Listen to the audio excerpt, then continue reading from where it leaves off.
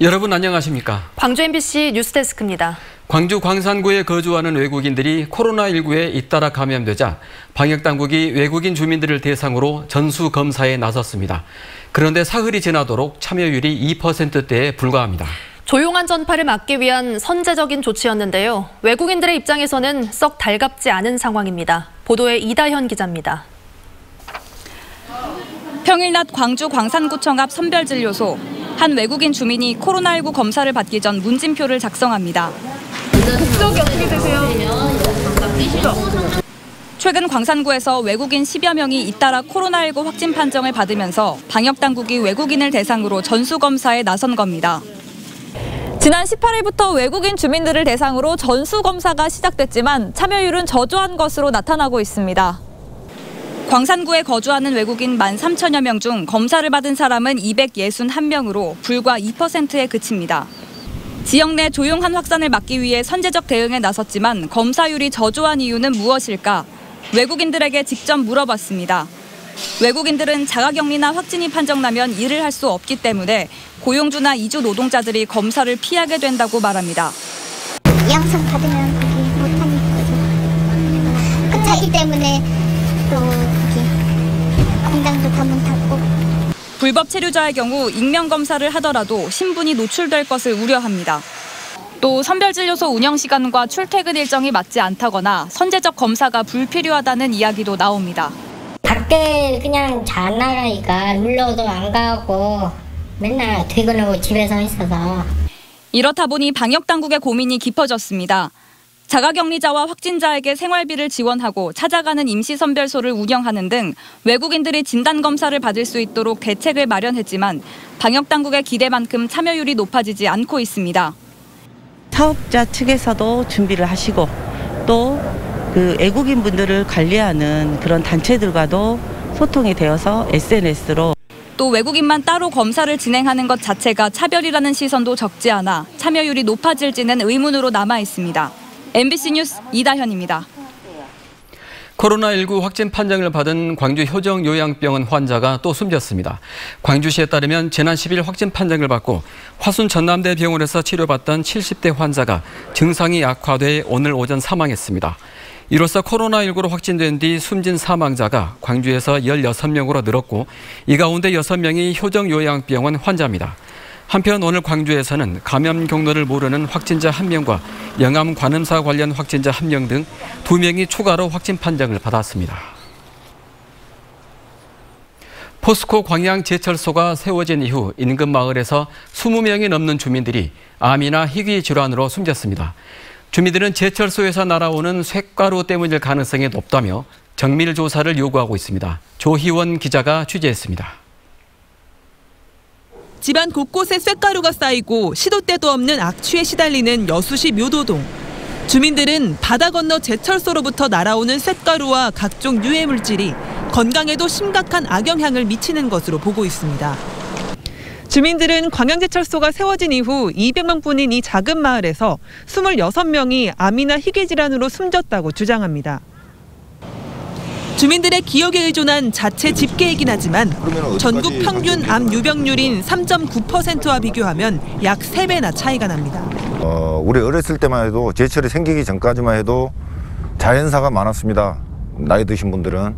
근데 지금 현재는 거의 한 80~90%가 암으로 돌아가시는 상황입니다.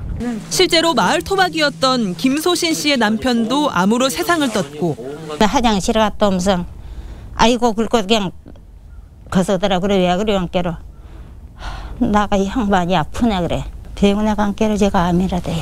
정종식 씨 역시 이 마을에 이사 온 지 12년 만에 희귀암으로 아내를 잃었습니다. 갑자기 이가 아프다 해가지고 치과에 갔더니 큰 병원에 가버려서 가가지고 골육종 진단을 받았어요. 김흥주 씨도 지난해 2월 원인을 알 수 없는 피부 질환으로 아버지를 떠나보냈습니다.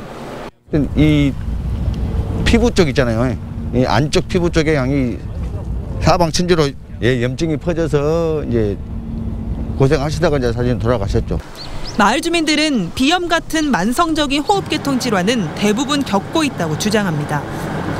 국립환경과학원이 지난 2013년 실시한 조사에서는 여수와 광양산단 영향권에 속하는 지역 주민들의 혈중 납과 수은, 카드뮴 등의 수치가 높게 나타났고 기관지염이나 피부질환도 유의하게 높은 경향을 보였습니다.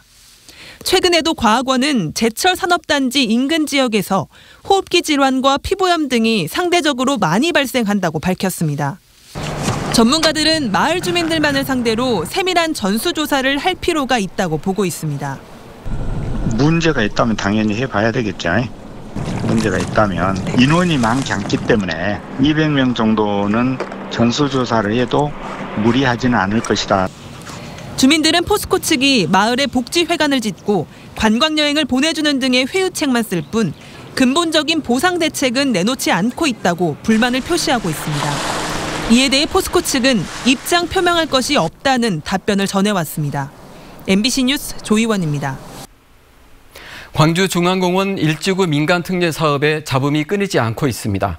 민간 사업자가 아파트를 지어 벌어들인 돈으로 사유지를 매입하고 공원을 조성해야 하는데요.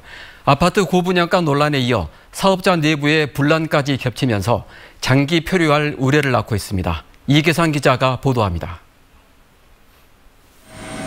중앙공원 일지구는 민간공원 특례 사업 가운데 최대 규모입니다. 풍암호수와 백일산까지 포함해서 전체 공원 면적은 240만 제곱미터에 이릅니다. 공원으로 묶여있는 토지를 매수하기 위한 사업비가 4천억 원, 공원의 조경을 보강하고 호수를 정비하는 데 1,500억 원이 필요할 것으로 추산됩니다.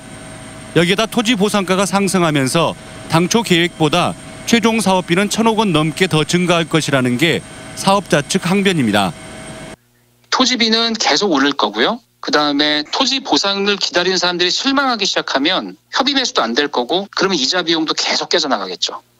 중앙공원 일지구 특례 사업은 분양과 임대 아파트 등 3개 단지를 건설해서 막대한 사업비를 충당하는 방식으로 추진됩니다.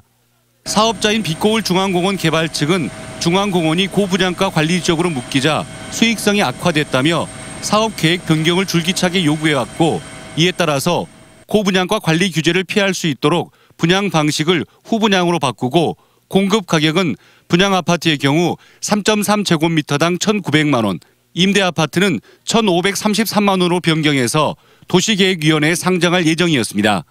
그런데 사업자 가운데 일부인 한양이 난데없이 1,600만 원대의 분양가를 제한하면서 사업이 다시 혼돈으로 빠져들게 됐습니다. 문제는 분양가를 낮출 경우 토지 수용 등을 위한 자금 조달 계획이 뒷받침돼야 하는데 구체적인 방안이 제시되지 않았다는 점입니다. 1,600만 원대로 공원을 조성할 수 있는지 또 당초 지시했던 1,900만 원보다 더 분양가를 하향할 수 있는지를 대표사인 SPC하고 협의하도록 하면서 검토하겠습니다. 중앙공원 일지구는 광주 지역 10개 민간공원 특례 사업지 가운데 가장 뒤처진 일정으로 추진되고 있습니다.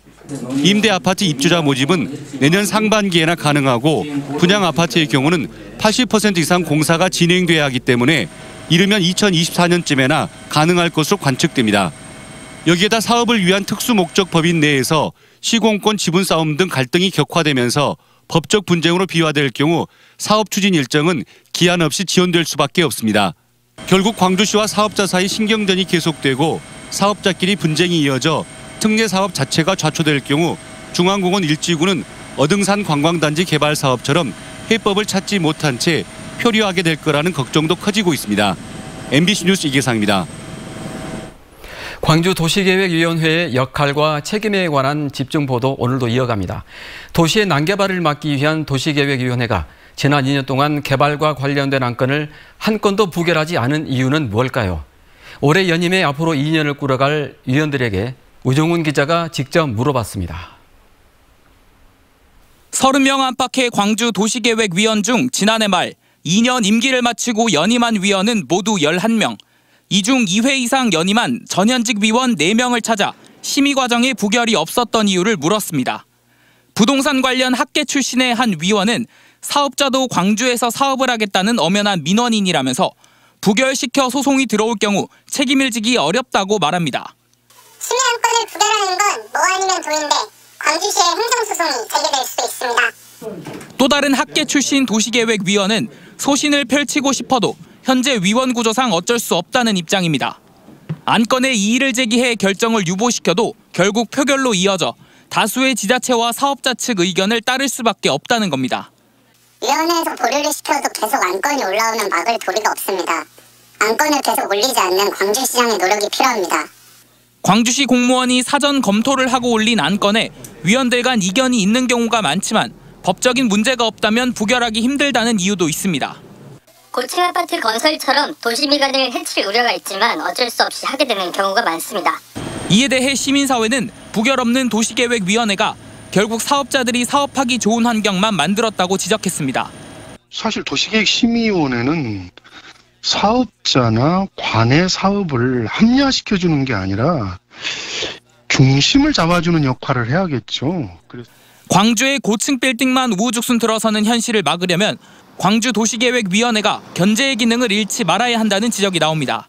MBC 뉴스 우종훈입니다.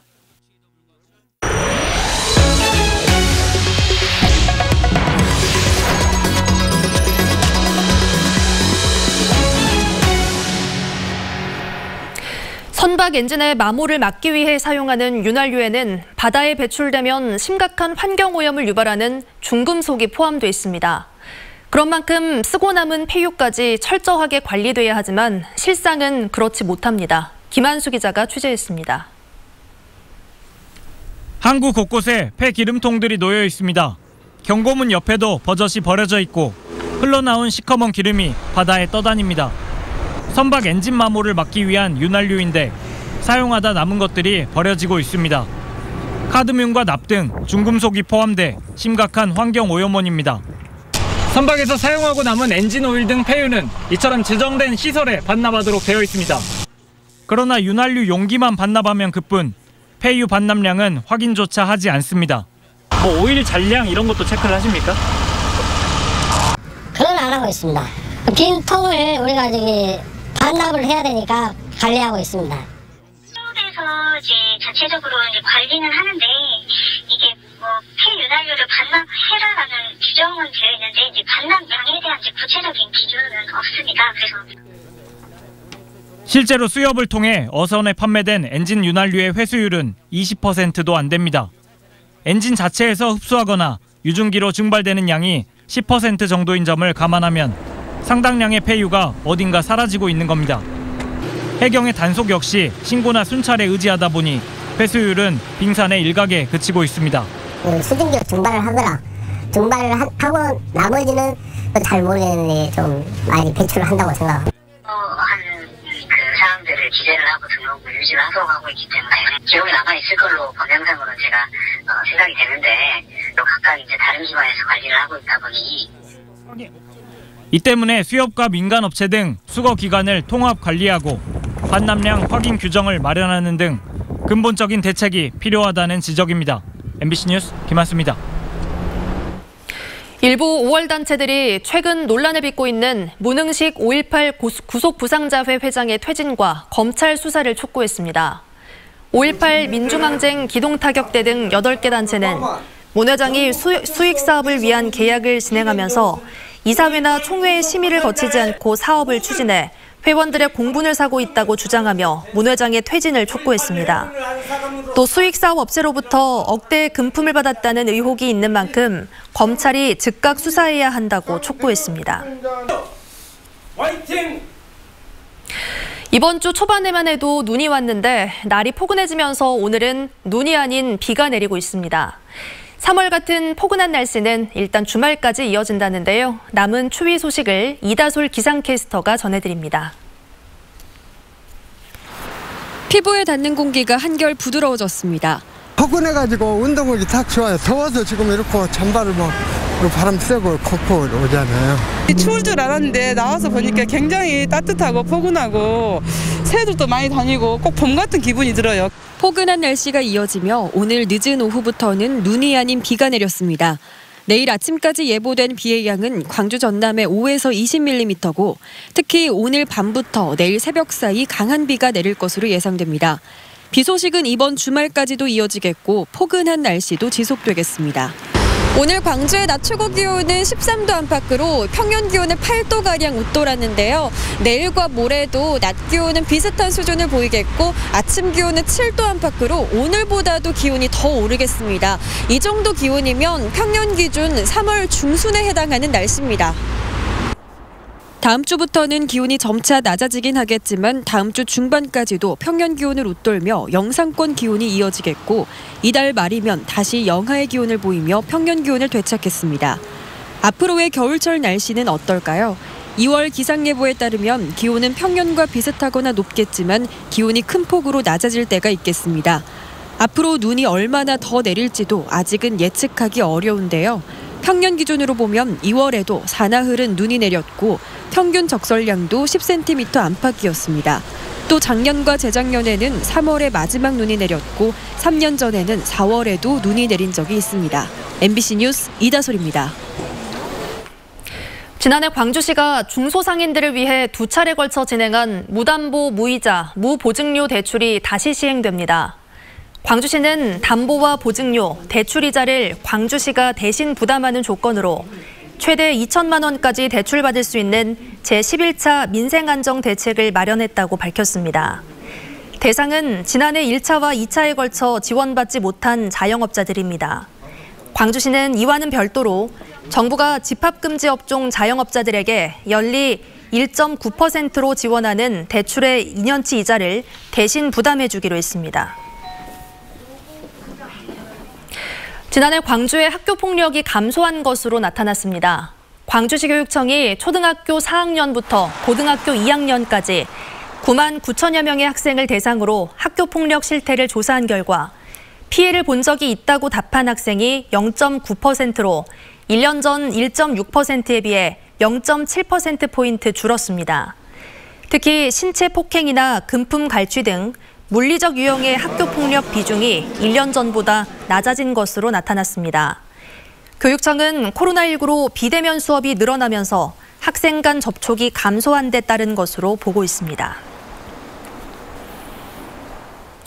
인공지능을 기반으로 한 헬스케어 사업을 광주시와 경기도, 부산시가 공동 추진합니다.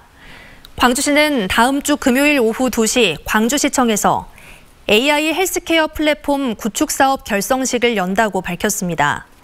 이 사업은 AI 집적단지를 조성하고 있는 광주와 연구시설이 있는 경기도, 의료산업 인프라가 좋은 부산시가 함께 경쟁력 있는 헬스케어 기업을 육성한다는 내용으로 모두 1,800억 원이 들어갑니다. 이 자리에는 유력 대선 주자인 이재명 경기지사가 참석할 예정이어서 또 다른 측면에 관심을 끌고 있습니다. 김영록 전남지사는 오늘 정기현 국립중앙의료원장을 만나 국립의과대학 설립과 첨단의료복합단지 지정 문제에 대한 관심과 협조를 당부했습니다. 또 국립중앙의료원의 코로나19 대응 상황실과 서울시청 수도권 특별상황실을 찾아 근무자들에게 도시락을 전달했습니다. 광주시가 반려견 동물 등록비를 지원합니다. 광주시는 소유자가 마이크로칩을 반려견 몸에 삽입하는 내장형 칩 형태로 등록할 경우 3만 원씩을 지원한다고 밝혔습니다. 이번 지원은 지난 2013년부터 시행된 동물 등록제 등록률이 광주의 경우 전국 평균보다 낮기 때문에 시행되는 건데 광주시는 5천 마리에 한해 등록비를 지원한다는 방침입니다. 광주시가 광주 도심의 두 축인 신도심 상무지구와 구도심 문화전당을 빠르게 오갈 수 있도록 신호체계 연동화를 하는 등 교통건설 분야 10대 시책을 내놨습니다. 이 안에 따르면 광주시는 광주경찰청과 협의해 실태조사를 벌인 뒤 신호 연동을 통해 구도심과 신도심 간의 이동 시간을 크게 줄인다는 계획입니다. 또 주정차와 관련해서는 소통과 안전에 특별한 지장이 없는 구간에 한해서는 노상주차를 적극 허용하되 금지구역은 단속을 확실히 하는 방안을 병행하기로 했습니다. 광주시가 다음 달 1일까지 5.18 사적지 29곳을 전수 점검한 뒤 훼손된 시설은 보수하고 주변 환경도 정비하기로 했습니다. 광주시는 또 국군통합병원과 옛 적십자병원 등 출입이 통제된 사적지는 외부인의 무단 침입 등을 막기 위해 보안 장비를 추가 설치하기로 했습니다.